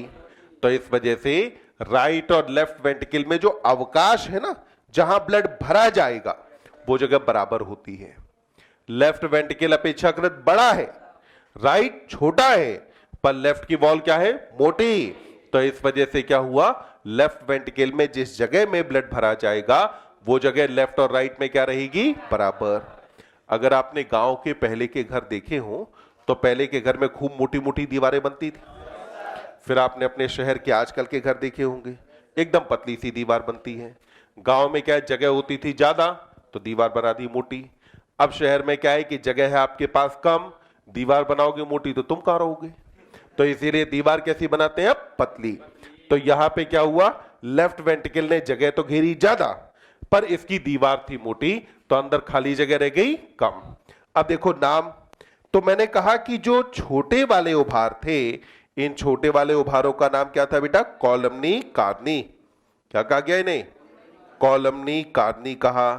तो छोटे वाले उभारों का नाम क्या हुआ, कॉलमनी कार्नी। और जो बड़े वाले थे, इनको नाम दिया आपने पेपिलरी मसल। तो बड़े वाले उभारों का नाम क्या हुआ, और छोटे वाले का नाम, बड़े का नाम छोटे, बड़े वाले का नाम पेपिलरी मसल का नंबर राइट में कितना, राइट में कितना है, गिनती नहीं आती, पेपिलरी मसल गिनो ना कितनी है, 1 2 3, और लेफ्ट में कितनी है, 2। तो हमने कहा कि लेफ्ट में इनका नंबर कितना हो जाएगा, 2, जबकि राइट में नंबर कितना होता है, 3। अब यहां देखिए, इसके नंबर को आपको रिलेट करना एवी वाल्व के नंबर ऑफ फ्लैप से। लेफ्ट साइड में क्या था, बाइकस्पेड, फ्लैप कितने, 2, पेपिलरी मसल 2, राइट में ट्राइकस्पेड, फ्लैप कितने, 3, पेपिलरी मसल 3 होगी यहां पर। तो अब हमने कहा कि ये पेपिलरी मसल जो पाई जा रही हैं, इनका काम क्या है। तो पेपिलरी मसल का काम होता है कि यहां से कुछ इन इलास्टिक फाइब्रस कॉर्ड जुड़ी होती हैं। क्या जुड़ा होगा, इन इलास्टिक फाइब्रस कॉर्ड्स यहां पर जुड़ी होंगी। और ये जो इन इलास्टिक फाइब्रस कॉर्ड है, तो देखो एक यहां जुड़ा, एक यहां जुड़ा, और एक यहां जुड़ा। इसको नाम देते हैं कॉर्डी टेंडिनी। क्या कहा जाता है, कॉर्डी टेंडिनी। अब यहां पर एक कॉर्डी टेंडिनी इधर और एक यहां पर। तो ये जो यहां संरचना है, इसका नाम क्या हुआ बेटा, तो इसको अपन ने कहा कि यह है कॉर्डी टेंडिनी।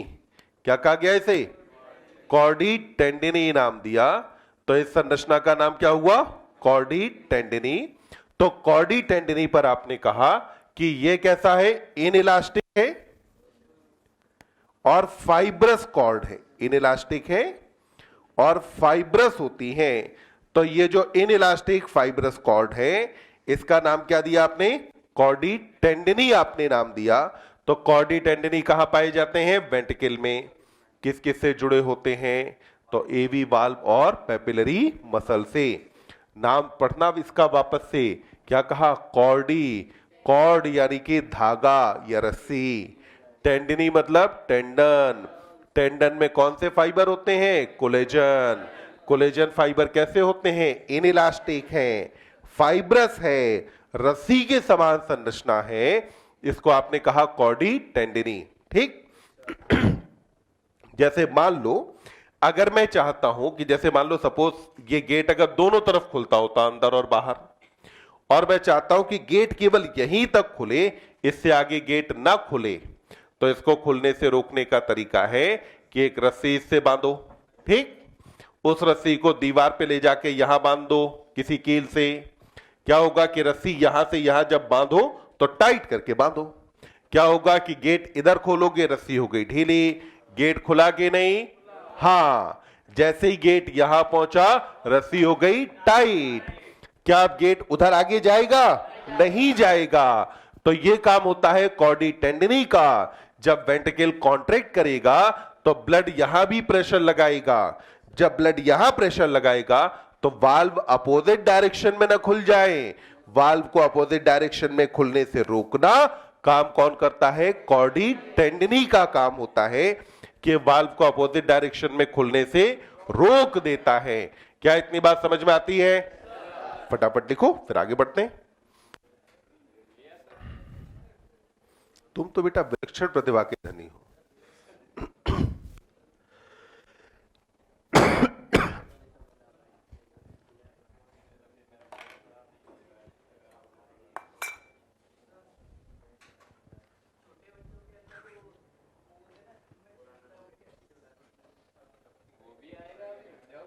पहले इतना बनाओ, अपने बारे में तो पढ़ लो।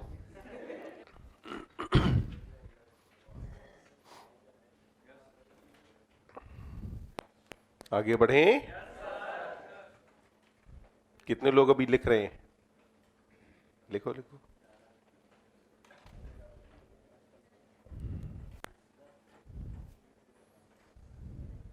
ये उल्टी कॉपी में कैसे लिख रही हो तुम?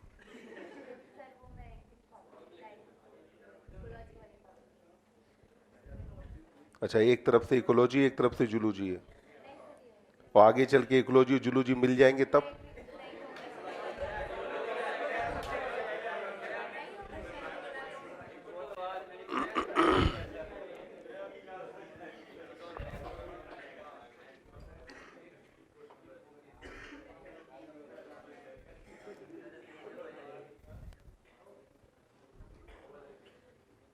क्या हुआ बालक, तुम कुछ कहना चाहते हो? नहीं? आगे बढ़े।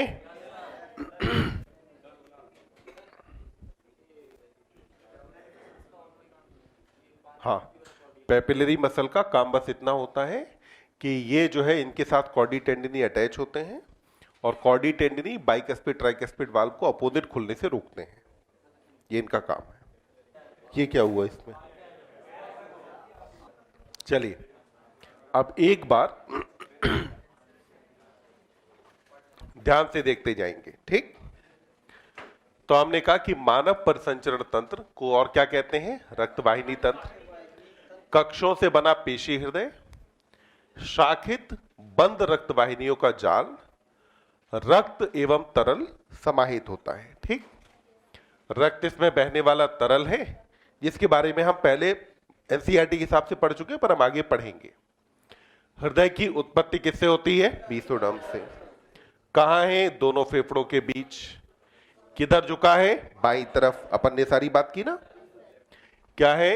बंद मुट्ठी के आकार का है। दोहरी भित्ति की झिल्ली में थैली हृदय आवरणी मौजूद होती है, जिसमें द्रव भरा होता है, हृदय आवरणी द्रव। हृदय में कक्ष कितने? 4। 2 ऊपर के जो है कक्ष अपेक्षाकृत छोटे, अलिंद नाम देते हैं। 2 कक्ष अपेक्षाकृत बड़े, जिन्हें निलय या वेंट्रिकल कहते हैं। एक पतली पेशीय भित्ति अंतर अलिंदी पट कहते हैं, दाएं और बाएं अलिंद को अलग करती है। तो अब देखो अंतर अलिंद पट कैसा है? तो अपन ने कहा कि ये अंतर अलिंद पट पतला होगा और पेशीय होगा। मोटी भित्ति जिसे अंतर निलयी पट कहते हैं, जो बाएं व दाएं निलय को अलग करती है। तो ये जो मोटी वाली भित्ति है, ये वाली भी कैसी रहेगी बेटा? मस्कुलर होगी। फिर कहा अपनी अपनी ओर के अलिंद एवं निलय एक मोटे रेशीय ऊतक, कैसा है? मोटा है, रेशीय ऊतक, आलिंद निलय पट द्वारा पृथक होते हैं। हालांकि इन पटों में किसके बारे में बात की? अलिंद निलय पट में एक एक छिद्र होता है, जो एक ओर के दोनों कक्षों को जोड़ता है। दाहिने अलिंद और दाहिने निलय के रंध्र पर 3 पेशी पल्लों, वाल्व कैसे हैं? मस्कुलर। पेशी पल्लों या बलनों से युक्त एक वाल्व पाया जाता है, जिसे क्या बोलते हैं? ट्राइकस्पिड या त्रिवलनी कपाट कहते हैं। बाएं अलिंद तथा बाएं निलय के रंध्र पर एक द्विवलनी कपाट होगा। तो यहां पे कौन सा है? द्विवलनी कपाट। दाएं एवं बाएं निलय से निकलने वाले क्रमशः फुफ्फुसीय धमनी तथा महाधमनी का निकास द्वार अर्धचंद्राकार कपाटिका यानी कि सेमिल्यूनर वाल्व से युक्त होता है। हृदय के कपाट रुधिर को एक ही दिशा में जाने देते हैं। कपाट का काम क्या था? ब्लड का यूनिडायरेक्शनल फ्लो बनाए रखना। डाइजेशन में भी जब बात आई थी तो मैंने स्फिंक्टर और वाल्व में अंतर यही बताया था। स्फिंक्टर पे फ्लो बाई डायरेक्शनल हो सकता है, पर वाल्व हमेशा यूनिडायरेक्शनल फ्लो कराता है, अर्थात आलिंद से निलय और निलय से फुफ्फुस धमनी या महाधमनी। कपाट वापसी या उल्टे प्रवाह को रोकते हैं। यहां तक हम बात कर चुके हैं अभी तक। इससे आगे की अब हम बात करेंगे। अभी अब देखिए, इधर हम इस डायग्राम के बारे में कल हमने देखा था। डायग्राम में अपन वापस से देखते हैं कौन कौन सी लेबलिंग दी है और ये सारी चीजें हैं कहां। तो मैंने कहा कि यार नीचे वाले भाग का नाम क्या होता है? अपेक्स। ऊपर की तरफ क्या होगा? बेस। फिर हमने कहा कि यहां पर आपने देखा कि पहला क्या है? महाशिरा है। ये कौन सी महाशिरा की बात की जा रही है? अग्र महाशिरा है। फिर आपने यहां पर देखा दाहिना लिंद कहां है, फिर आपने यहां देखा कॉर्डी टेंडनी कहां पाए जाते हैं, कॉर्डी टेंडनी क्या, यहां देखो पेपिलरी मसल की संख्या कितनी है 3, इधर कितने हैं 2, फिर हमने कहा कि ये कौन सा है दाहिना निलय है, फिर ये कौन सा हुआ बायां निलय है, इसको क्या कहा अंतर निलय पट्टिका कहा, फिर कहा कि यहां पर बायां लिंद ये है, ये क्या है फुफ्फुसी शिराएं हैं, यहां से बाहर जा रही है फुफ्फुसी धमनी है, और ये क्या हो गया महाधमनी यानी कि एओर्टा हो गया। तो हमने अपने हार्ट के बारे में इतनी संरचना देख ली कि भाई हमारे हार्ट में क्या क्या चीजें पाई जाती हैं। अब यहां इसके बाद हमें बात करनी है अपने हार्ट के अंदर नोडल फाइबर या नोडल टिश्यू के बारे में। तो अब उसके लिए हम फिर वापस से चलते हैं, तो अपन अब बात करेंगे आगे। देखिए फिर आ जाते हैं। तो अभी हमने कहा कि यहां पर अब देखिए जो हार्ट है ये बेटा दो तरीके के होते हैं। हार्ट के टाइप कितने होते हैं? दो। हार्ट का पहला टाइप होता है न्यूरोजेनिक और दूसरा क्या होता है मायोजेनिक। तो पहले टाइप के हार्ट कौन सा कहा जाता है? न्यूरोजेनिक हार्ट, और दूसरे टाइप का कहा जाता है मायोजेनिक हार्ट। अब ये न्यूरोजेनिक और मायोजेनिक हार्ट होता क्या है?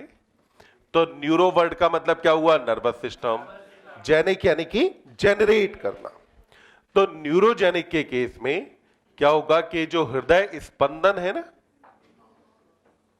ये हृदय स्पंदन के लिए आवेग कहां से आएगा? तंत्रिका तंत्र से। तो हृदय स्पंदन के आवेग कहां से आ रहे होंगे? तंत्रिका तंत्र से आते हैं। जब अगर ये तंत्रिका तंत्र से आए तो इस कंडीशन को आपने क्या कहा? न्यूरोजेनिक कहा। दूसरी कंडीशन कौन सी हुई? मायोजेनिक। जबकि अगर हृदय स्पंदन के आवेग, अगर हृदय स्पंदन के आवेग किससे आ रहे हो? अगर हमने कहा हृदय की पेशी से आते हैं, तो आवेग अगर हृदय पेशी से आते हैं तो ऐसे हृदय को हम क्या बोलते हैं? मायोजेनिक। तो हमने कहा कि हार्ट कितने टाइप के? दो, न्यूरो और मायोजेनिक। अब बताओ अगर न्यूरोजेनिक हार्ट को मैं बॉडी से बाहर निकाल लूं तो क्या न्यूरोजेनिक हार्ट अपना काम करता रहेगा? नहीं करेगा। कारण बॉडी से बाहर निकालते ही आवेग आना बंद। मायोजेनिक हार्ट को अगर बॉडी से बाहर निकाल लें तो ये काम करेगा कि नहीं? करेगा। क्यों? क्योंकि आवेग तो हार्ट की मसल से खुद ही आने हैं। तो हमने कहा कि जो न्यूरोजेनिक है ये स्टॉप कर देगा बीटिंग अगर कहा ले लिया जाए? बॉडी से बाहर।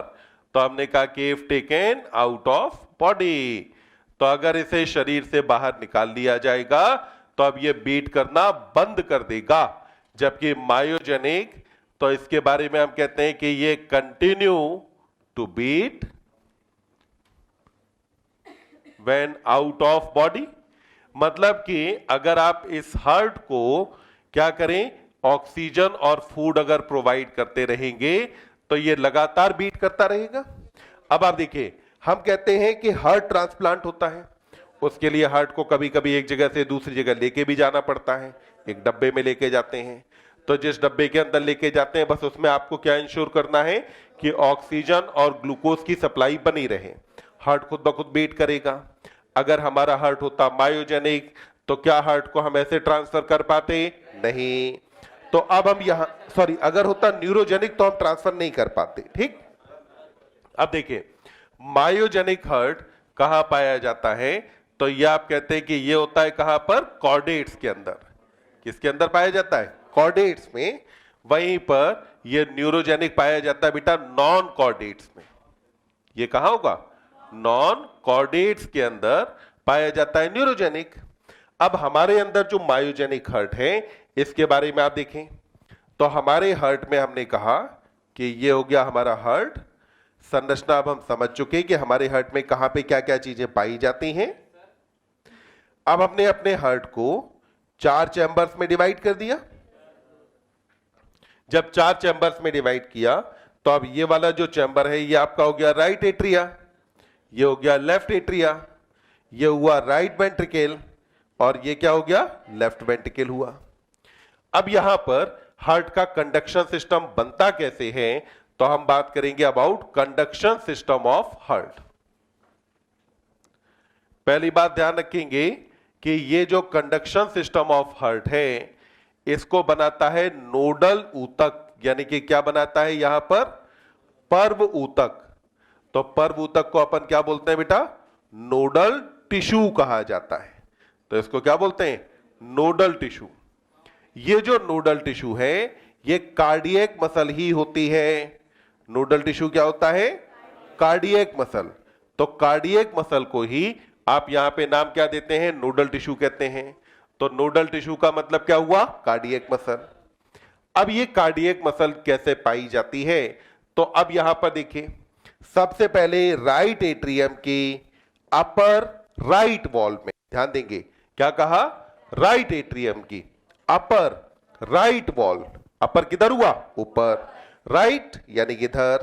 तो हमने कहा राइट एट्रियम की अपर राइट वॉल में नोडल टिश्यू का एक पैच पाया जाता है। और ये जो पैच ऑफ नोडल टिश्यू है इसको बेटा हम नाम देते हैं SA नोड। क्या कहा जाएगा, तो इसको हम नाम देंगे SA नोड। क्या बोलते हैं इसे, शिरा अलिंद पर्व कहते हैं। क्या कहा हमने इसे, शिरा अलिंद पर्व कहा जाता है।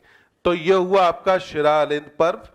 लोकेशन कहां हुई, तो हमने कहा कि ऐसे नोड पाया जाता है right upper wall of right atria. तो राइट एट्रिया के अपर राइट वॉल के अंदर क्या है, ऐसे नोड। ये जो ऐसे नोड है इसी को आप क्या बोलते हैं, पेसमेकर कहते हो ना। ऐसे नोड का ही नाम क्या है, पेसमेकर। पेसमेकर क्यों कहा जाता है, क्योंकि हृदय की सामान्य गति को मेंटेन यही करता है। तो प्राकृतिक पेसमेकर का नाम क्या नाम है, कहां पाया जाता है, दाहिने अलिंद की ऊपरी दाहिने भित्ति के अंदर मौजूद होता है। अब देखिए, फिर आपने कहा लेफ्ट एट्रिया, अब राइट एट्रियम के बाद अब आप देखें ऐसे नोड के बाद एक और नोडल टिश्यू राइट एट्रियम की लोअर लेफ्ट वॉल में। कहां पर होगा बेटा, लोअर लेफ्ट वॉल। ध्यान देना, लोअर नीचे, लेफ्ट बाईं तरफ। तो यहां लोअर लेफ्ट वॉल पर एक और पैच ऑफ नोडल टिश्यू पाया जाता है। और ये जो पैच ऑफ नोडल टिश्यू है इसको नाम देते हैं AB नोड। क्या कहेंगे इसे, AB नोड कहा जाएगा। तो ये जो AB नोड है इसे बोलते हैं अलिंद निलय पर्व। क्या बोलेंगे, अलिंद निलय पर्व कहा जाएगा। तो ये हो गया आपका अलिंद निलय पर्व। कहां पाया जा रहा है, तो आपने कहा कि अलिंद निलय पर्व जो है ये पाया जाता है बेटा lower left wall of right atrium.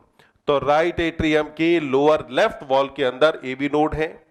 AB node को हम एक नाम और देते हैं, क्या कहते हैं, पेस सेटर। क्या बोलते हैं, पेस सेटर।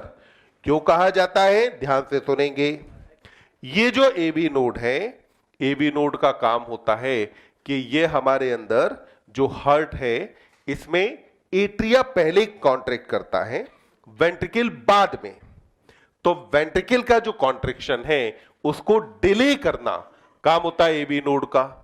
AB नोड क्या करता है, हमारे हार्ट में एट्रिया और वेंट्रिकल साथ में कभी कॉन्ट्रैक्ट नहीं करते। एट्रिया करेगा पहले, वेंट्रिकल करेगा बाद में।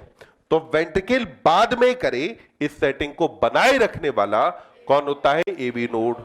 तो AB नोड को क्या कहा, पेस सेटर कहा गया। पेस सेटर किसे नाम दिया, AB नोड को। तो अपने को इतनी बात समझ में आई। अब देखिए यहां AB नोड से क्या होता है कि एक आपका ये निकला बंडल। देखो यहां से ये एक निकला, ये निकलने के बाद अब कहां आ गया, इंटरवेंटिकुलर सेप्टम पर। कहां आया, इंटरवेंटिकुलर सेप्टम पर। इंटरवेंटिकुलर सेप्टम पर आने के बाद अब ये दो भागों में विभाजित, कितने ब्रांचेस में डिवाइड हुआ? दो। हार्ट के अपेक्स तक गया और अपेक्स तक जाने के बाद फिर ये क्या होता है, अपनी अपनी साइड के वेंट्रिकल की वॉल में चला गया, गया ना? तो सबसे पहले आप देखिए, आपने कहा कि यहां पर ये जो है इसको बोलते हैं बेटा एवी बंडल। क्या बोलते हैं? एवी बंडल कहा जाता है। देखो एवी बंडल क्यों कह रहे हैं? क्योंकि स्टार्ट कहां से हुआ? एट्रिया से, गया कहां तक? वेंट्रिकल तक। तो तुमने नाम क्या दिया? AV bundle. एवी बंडल आगे जाके विभाजित हुआ, हार्ट के अपेक्स तक गया, अपने साइड की वेंट्रिकल की वॉल में गया, तो इसलिए आपने इनको कहा लेफ्ट और राइट बंडल ब्रांच। ये क्या हुआ बेटा? Left and right bundle branch हो गए। तो ये हुआ आपका लेफ्ट और राइट बंडल ब्रांच। तो यहां पर लेफ्ट और राइट बंडल ब्रांच आ गई। ये जो लेफ्ट और राइट बंडल ब्रांच और एवी बंडल हैं, इन दोनों को ही मिलाकर क्या नाम देंगे? बंडल ऑफ हेज कहा जाता है। तो इसी को मिला करके क्या बोलते हैं? Bundle of hedge. जिसको अपन क्या बोलते हैं? तो इसे हम कहते हैं कि ये हेज के बंडल हैं। ये क्या हुए? हेज के बंडल। हेज यहां साइंटिस्ट का नाम था, उन्होंने बताया, इसीलिए नाम क्या देते हैं? बंडल ऑफ हेज नाम देते हैं। बंडल ऑफ हेज से अब पतले पतले तंतु उत्पन्न होते हैं। बंडल ऑफ हेज से जो पतले तंतु उत्पन्न होंगे, इन पतले तंतुओं को नाम क्या देते हैं? परकिंजे फाइबर। ये परकिंजे फाइबर कहां पर? वेंट्रिकल की भित्ति के अंदर फैले होंगे। तो अब वेंट्रिकल की भित्ति में फैले हुए इन फाइबर्स को हमने नाम क्या दिया? परकिंजे फाइबर कहा। तो यहां पर ये क्या आ गया? परकिंजे फाइबर। तो ये हो गया आपका परकिंजे फाइबर। तो परकिंजे फाइबर यहां पाए जाते हैं। अब आप देखिए, सबसे पहले क्या था? एसए नोड, फिर क्या आया? AV node. एसए नोड और एवी नोड, इनके बीच में भी कुछ तंतु पाए जाते हैं और इनके बीच में मौजूद जो तंतु हैं, इन्हें नाम दिया जाता है, या इनको हम कहते हैं, नाम देते हैं इंटरनोडल फाइबर्स कहा जाता है। तो यहां पर भी कुछ फाइबर्स पाए जाते हैं और ये जो फाइबर्स हैं, इनको आप नाम देते हो इंटरनोडल फाइबर। क्या कहा जाता है? इंटरनोडल। क्या कहा? इंटरनोडल फाइबर कहते हैं। तो नाम क्या दिया हमने? इंटरनोडल फाइबर कहा। तो इंटरनोडल फाइबर का मतलब क्या है? समझ में आया? इंटरनोडल फाइबर मतलब क्या हुआ? एसए नोड और एवी नोड के बीच के फाइबर्स, इन्हें क्या कहा गया? इंटरनोडल फाइबर्स कहा गया। यह पूरी कहानी बनी किसकी है? नोडल टिश्यू की। नोडल टिश्यू किसका बना होता है? कार्डियक मसल का।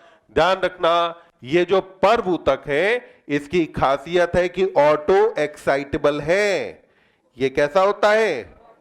ऑटो एक्साइटेबल है।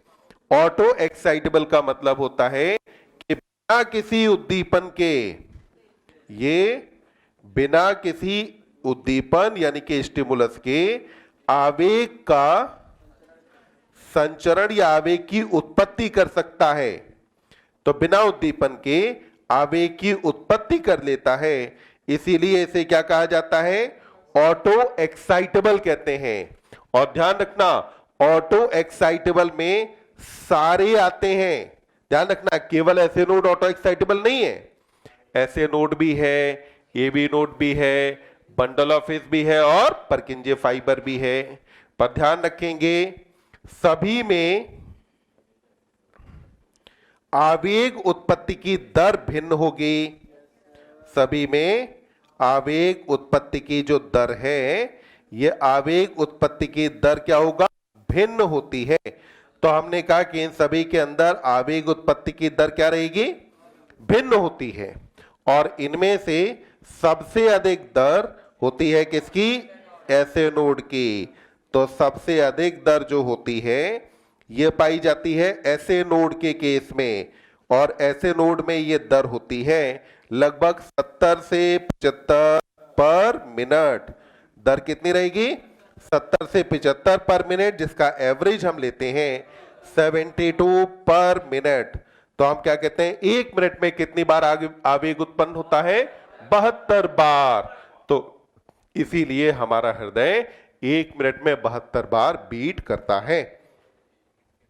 फटाफट इसको लिखो, इतना पढ़ते हैं फिर आगे बढ़ेंगे।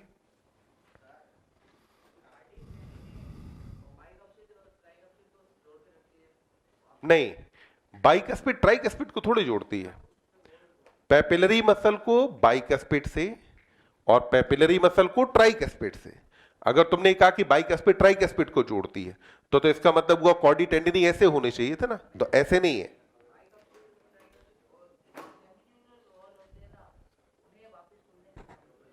सेमिल्यूनर वाल्व को वापस से खुलने से रोकने के लिए यहां पे आपको अलग से किसी सपोर्ट की आवश्यकता इसलिए नहीं होती है क्योंकि सेमिल्यूनर वाल्व के आगे की तरफ क्या होगा? आर्टरी है।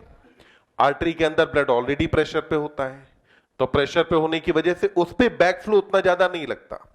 जो ज्यादा बैक फ्लो है वो अप्लाई होता है एबी वाल्व के ऊपर, तो इसीलिए एबी वाल्व पे आपको सपोर्ट चाहिए।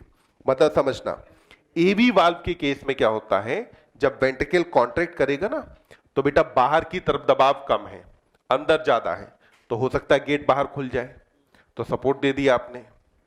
वहीं सेमिल्यूनर वाल्व के केस में जब यहां पर दबाव होगा अगर ज्यादा, तो बाहर भी दबाव ज्यादा है, तो इस पे बहुत ज्यादा आपको सपोर्ट देने की जरूरत नहीं है। तो इसलिए सेमिल्यूनर वाल्व के लिए ऐसे किसी सपोर्ट की आवश्यकता नहीं होती।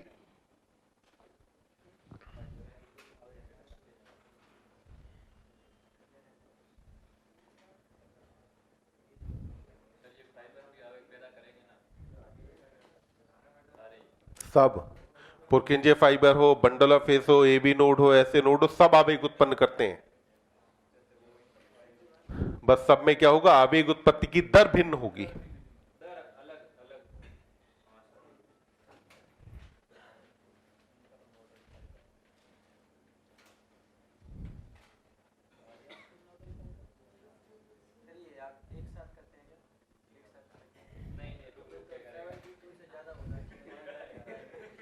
अभी मैं समझाता हूं 72 से ज्यादा क्यों नहीं होगा, हो कैसे जाए।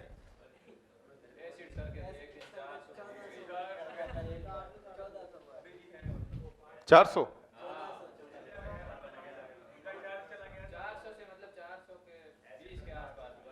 हार्ट रेट, इतना तो कार्डियक रिजर्व भी नहीं होता। एक कार्डियक रिजर्व होता है, कार्डियक रिजर्व आपका कहता है कि आपकी जो हार्ट रेट है वो मैक्सिमली आपका जो है आपके क्या कहते हैं, जो रेस्टिंग हार्ट रेट है उससे लगभग 5 गुने ज्यादा तक हो सकती है। तो 70 का 5 गुना करो कितना, 350। तो 400 तो कार्डियक रिजर्व भी नहीं है, जो आप एक्सरसाइज के टाइम पे भी आप पहुंचा दो। तो आईसीयू की कहानी अलग है, इसी तरह आईसीयू में भी रहे आए हैं।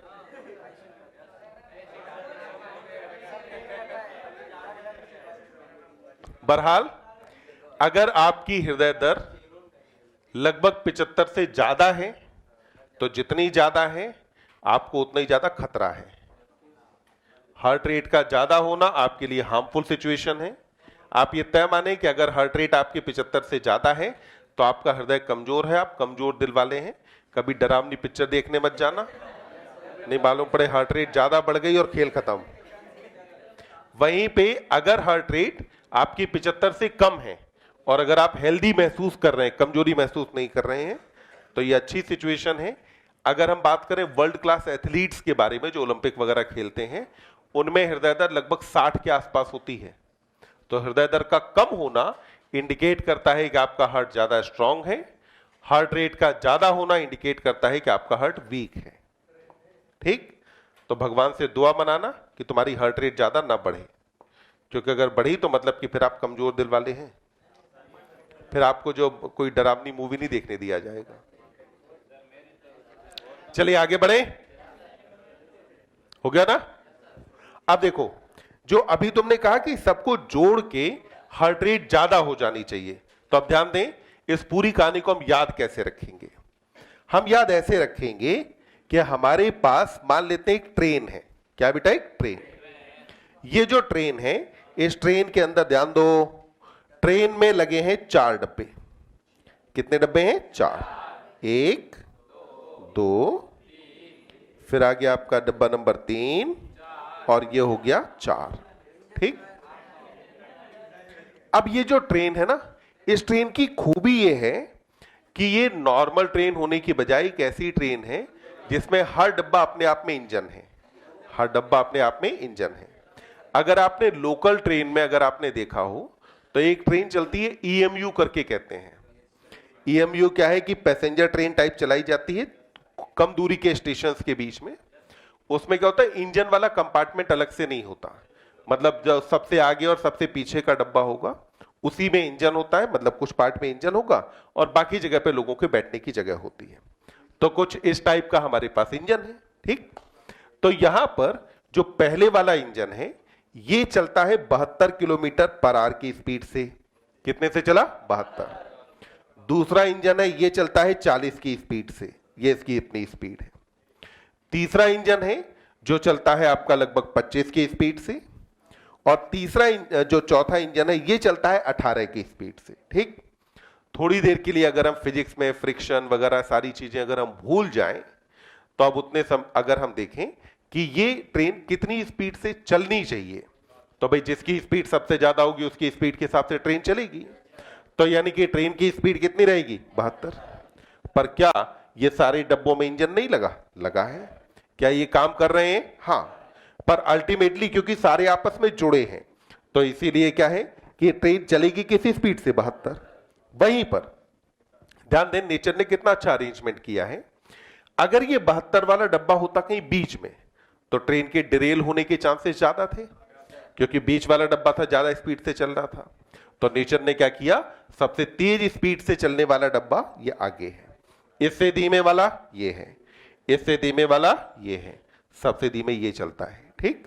तो यानी कि जितने भी हैं इनमें से हर कोई इंपल्स जनरेट करता है, पर सबके इंपल्स जनरेट करने की रेट अपने आप में अलग अलग है। तो क्या आपने को इतनी बात समझ में आ गई? क्लियर? अब इससे आगे बढ़ते हैं अपन, एक बार एनसीईआरटी पढ़ेंगे फिर बात करते हैं कार्डियक साइकिल की। तो अब हटा दूं ना इसे?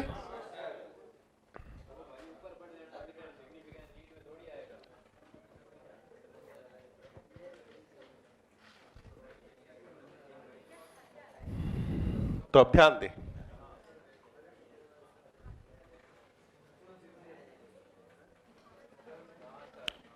देखिए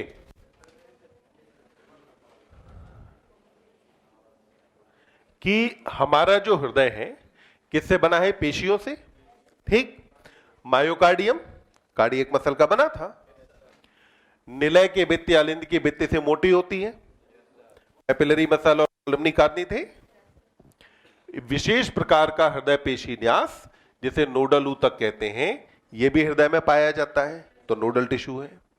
इस ऊतक का एक धब्बा दाहिने अलिंद के दाहिनी ऊपरी कोने पर स्थित होता है। क्या नाम देते हैं? शिरालिंद पर्व कहते हैं, या ऐसे नोड। ऊतक का दूसरा पिंड दाहिनी अलिंद में नीचे के कोने पर, नीचे और बाएं कोने पर अलिंद निलय पट के पास पाया जाता है। क्या नाम देते हैं? एबी नोड कहते हैं। नोडल रेशों का एक बंडल जिसे अलिंद निलय बंडल या एबी बंडल कहते हैं, अंतर निलय पट के ऊपरी भाग में अलिंद निलय पर्व से प्रारंभ होता है, तथा इसमें क्या हुआ, जो एबी बंडल है ये स्टार्ट कहां से हुआ था? एबी नोड से स्टार्ट हुआ। शीघ्र ही दो दाईं और बाईं शाखाओं में लेफ्ट और राइट बंडल ब्रांच बनी थी, विभाजित होकर अंतर निलय पट के साथ साथ चल रहा था। पश्च भाग में बढ़ता है किधर? अपेक्स की तरफ। इन शाखाओं से संक्षिप्त रेशे निकलते हैं जो पूरे निलय पेशी विन्यास में दोनों तरफ फैले रहते हैं। क्या बोलते हैं? पुरकिंजीय तंतु कहते हैं। नोडल ऊतक बिना किसी बाह्य प्रेरणा के क्रिया विभव पैदा करने में सक्षम होते हैं, इसीलिए इनको क्या कहा जाता है? ऑटो एक्साइटेबल कहते हैं। क्या कहा? Auto excitable. हालांकि 1 मिनट में उत्पन्न हुए क्रिया विभव की संख्या नोडल तंत्र के विभिन्न भागों में घट बढ़ सकती है, यानी क्या अलग अलग होती है। शिरालिंद पर सबसे अधिक क्रिया विभव पैदा करती है। ठीक, यह 1 मिनट में 70 से 75 क्रिया विभव पैदा करती है तथा हृदय का लयात्मक संकुचन यानी कि रिदमिक कॉन्ट्रैक्शन को प्रारंभ करता है और बनाए रखता है। इसीलिए क्या बोलते हैं, गति प्रेरक या पेसमेकर कहते हैं। इससे हमारी सामान्य हृदय स्पंदन दर 70 से 75 प्रति मिनट होती है। एवरेज कितना है बेटा, 72 पर मिनट। अब अपने को पढ़ना है कार्डियक साइकिल के बारे में, तो अब आ जाते हैं कार्डियक साइकिल पर, तो फिर से ध्यान देंगे।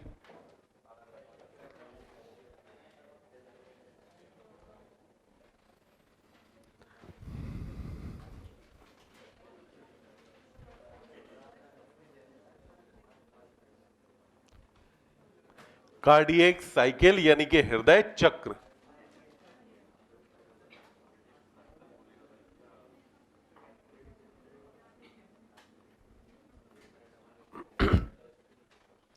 तो अब देखिए, कार्डियक साइकिल या हृदय चक्र का मतलब क्या होता है, यह हृदय चक्र किसे कहा जाता है, वो अपन समझने की कोशिश करते हैं।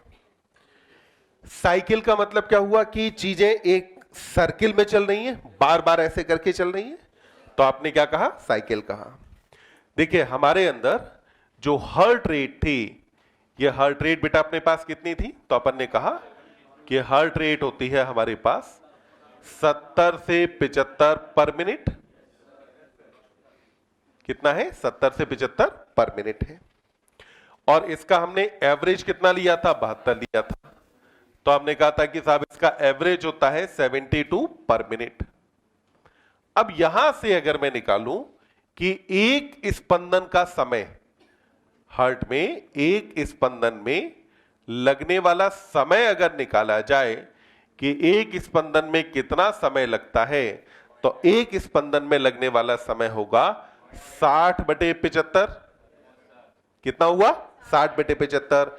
कितने लोगों को नहीं समझ में आया, क्यों किया, 1 मिनट में कितने सेकेंड, 60। तुम्हें क्या निकालना है, टाइम।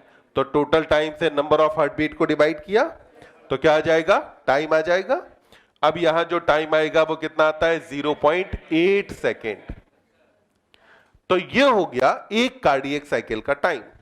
यानी कि एक कार्डियक साइकिल में जो समय है 1 सेकेंड से कम लगता है कि ज्यादा, क्या लग रहा है, कम। 1 सेकेंड से कम समय हमारे अंदर एक कार्डियक साइकिल के अंदर लगता है। तो एक कार्डियक साइकिल में लगने वाला समय कितना हुआ, 0.8 सेकेंड का समय होता है। अब यहां पर इस 0.8 सेकेंड में हमारे हार्ट के अंदर जो कुछ भी होता है उस सबको मिला करके अपन क्या बोलते हैं, तो मिला करके हम बोलते हैं कि ये कार्डियक साइकिल है। अब यहां पर कार्डियक साइकिल में आप देखें, आपका जो हार्ट है इसके पास बेटा चैम्बर्स कितने तरीके के होते हैं, 2। कौन कौन से थे, तो पहला था एट्रिया और दूसरे चैम्बर कौन से थे, वेंट्रिकल। तो पहले चैम्बर थे एट्रिया, दूसरे का नाम क्या था, वेंट्रिकल। अब यहां एट्रिया और वेंट्रिकल जो हैं, इसमें अब आप देखें हृदय में जो घटनाएं हैं वो 2 तरह की होती हैं। एक तो होता है संकुचन और दूसरा होता है शिथिलन। तो घटनाएं कितनी तरह की, 2। पहले को क्या कहा, संकुचन, दूसरा शिथिलन। अब ये कैसे काम करता है, तो आप देखिए एट्रिया में 2 काम होने हैं।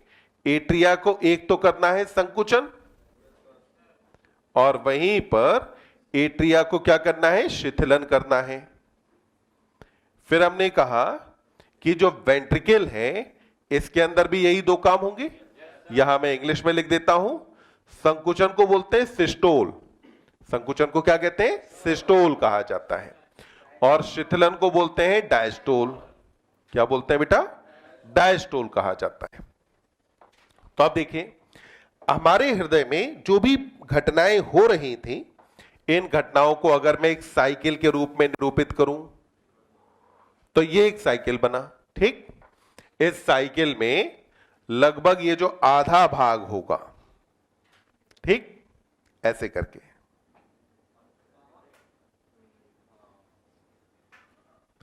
ये इधर का जो आधा भाग है इस टाइम पर चलता है बेटा जॉइंट डायस्टोल। इस टाइम पर क्या हो रहा होता है, तो हम बोलते हैं कि यहां पर चल रहा होगा जॉइंट डायस्टोल, जॉइंट का मतलब क्या हुआ? संयुक्त, यानी कि अभी एट्रिया और वेंट्रिकल दोनों डायस्टोल में है। ये घटना चलती है 0.4 सेकेंड के लिए। कितने टाइम चली? 0.4 सेकेंड। फिर इधर 0.1 सेकेंड के लिए जो घटना चलती है इसे हम बोलते हैं एट्रियल सिस्टोल। क्या कहा जाता है? एट्रियल सिस्टोल कहते हैं। और इसका ड्यूरेशन होता है 0.1 सेकेंड। कितना टाइम लगता है? 0.1 सेकेंड लगता है। इधर ये जो टाइम है यहां पर हो रहा है वेंट्रिकुलर सिस्टोल। ये क्या हो रहा है? यहां वेंट्रिकुलर सिस्टोल हो रहा है। और ये जो वेंट्रिकुलर सिस्टोल है इसका ड्यूरेशन होता है 0.3 सेकेंड। कितना टाइम रहा? 0.3 सेकेंड। तो अब आप मुझे सोच के बताना, मुझे बताओ एट्रिया के अंदर संकुचन कितने समय हुआ? कितना कितना हुआ? ये वाला ना? तो हमने कहा ये होगा 0.1 सेकेंड। अब एट्रिया में शिथिलन कितने समय हो रहा है? 0.7। समझना, एट्रिया ने केवल इतने समय में संकुचन किया, बाकी इतने समय में तो एट्रिया शिथिल है ना। तो एट्रिया में शिथिलन होता है 0.7 सेकेंड। कितना हुआ? 0.7 सेकेंड। यानी कि एट्रिया में देखो संकुचन की तुलना में शिथिलन ज्यादा है। यहीं पर वेंट्रिकल में बात करें, वेंट्रिकल में कॉन्ट्रिक्शन हुआ इतने टाइम। कितने टाइम हुआ? 0.3 सेकेंड। वेंट्रिकल में कॉन्ट्रिक्शन कितने टाइम हुआ? 0.3 सेकेंड के लिए। तो हमने कहा कि यहां सिस्टोल कितना चला? 0.3 सेकेंड। अब बताओ डायस्टोल कितना चलेगा? 0.5 सेकेंड के लिए। तो वेंट्रिकल में सिस्टोल चला 0.3 सेकेंड, जबकि डायस्टोल कितना चलेगा? 0.5। तो आपसे पहले जो क्वेश्चंस पूछे जाते हैं उनमें इन घटनाओं के अलग अलग समय पूछे जाते हैं कि एट्रियल सिस्टोल कितने टाइम होगा, एट्रियल डायस्टोल कितने टाइम होता है, वेंट्रिकुलर सिस्टोल कितने टाइम होगा, वेंट्रिकुलर डायस्टोल कितने टाइम होगा। साथ में आपने देखा कि जॉइंट डायस्टोल कितने टाइम पर होता है या कितने टाइम के लिए चलेगा। तो आप कहेंगे 0.4 सेकेंड होता है, जबकि क्या चल रहा होता है? Joint diastole. इतनी बात समझ में आई? बेटा मोबाइल से ध्यान इधर, ठीक? हाँ, तो यहां पे अपन ने कहा कि इतनी बात समझ में आ गई। अब कार्डियक साइकिल कैसे काम करता है ये अपन बात करेंगे अब अगली क्लास में। ओके।